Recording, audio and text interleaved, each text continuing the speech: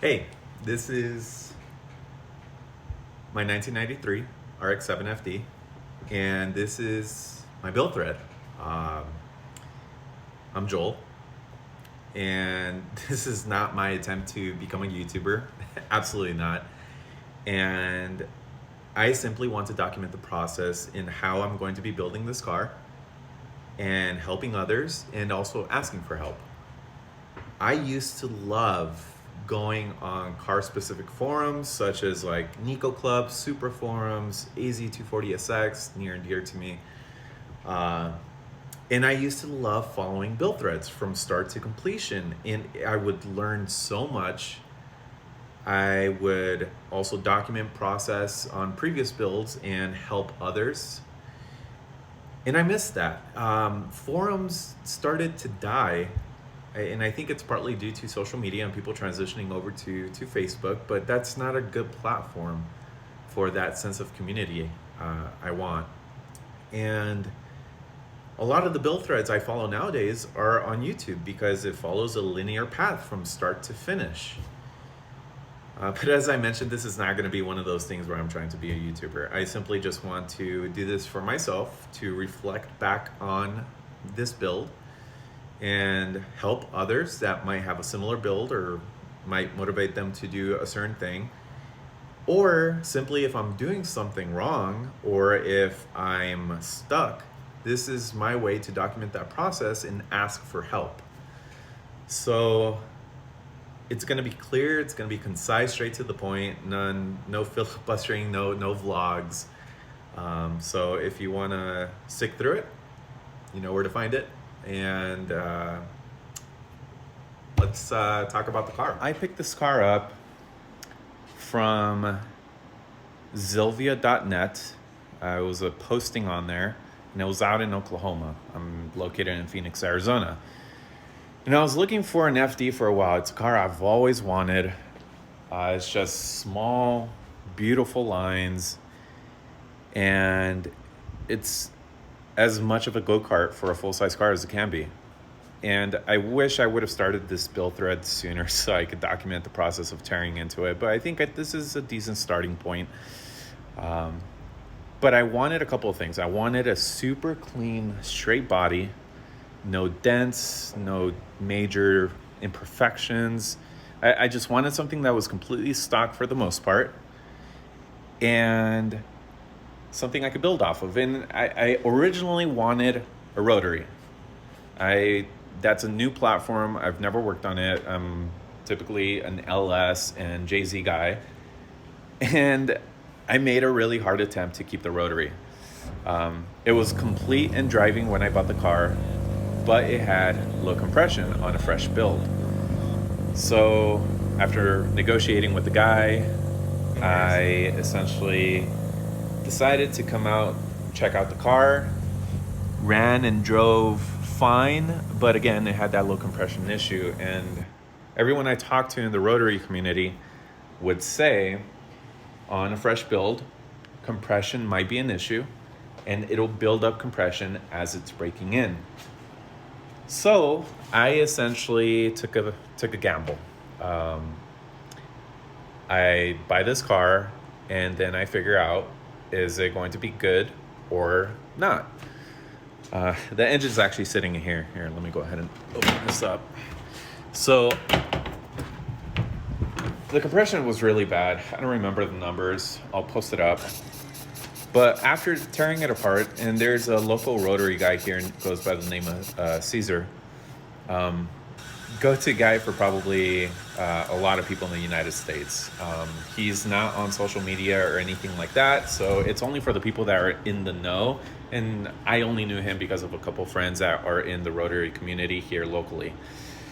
And once he tore it apart, he told me to come over, and to be quite honest, to get the rotary to where I wanted it for my goal specifically, which was a really nice street car, roughly 400 plus horsepower for it to be somewhat reliable for a rotary.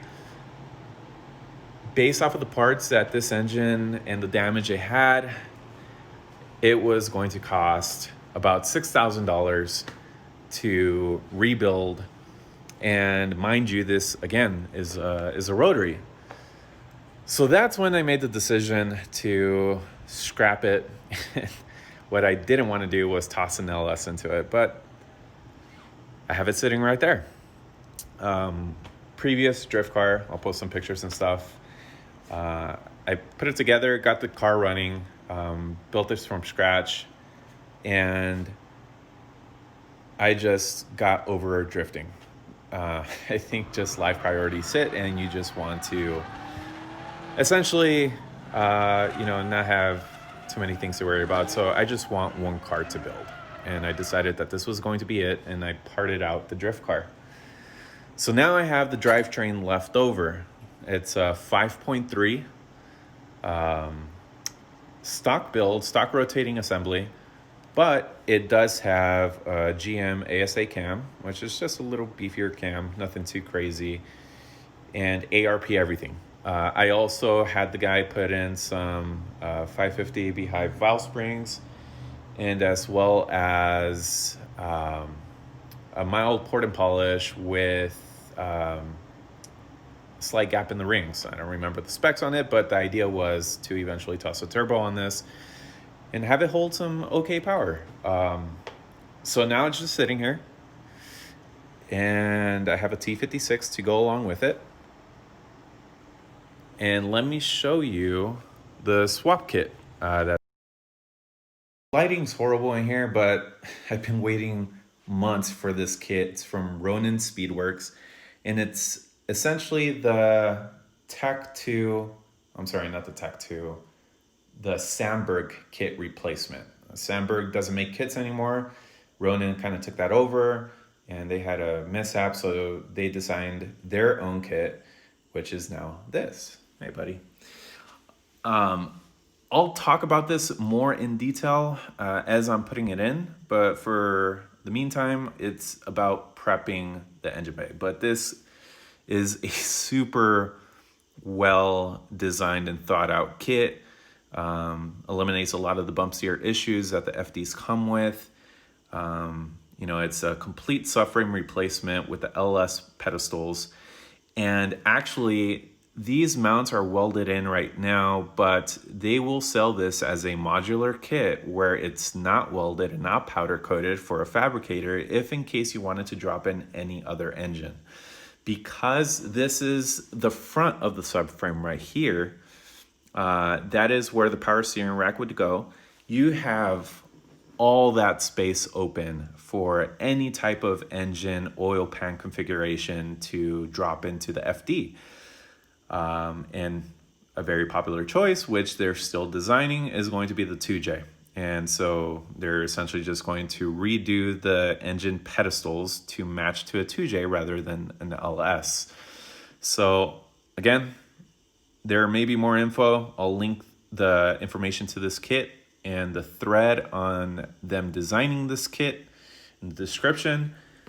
But that is the goals for the car. So as I mentioned, I want to keep this a street car, but I want to make it really comfortable and update it. I'm going to keep AC.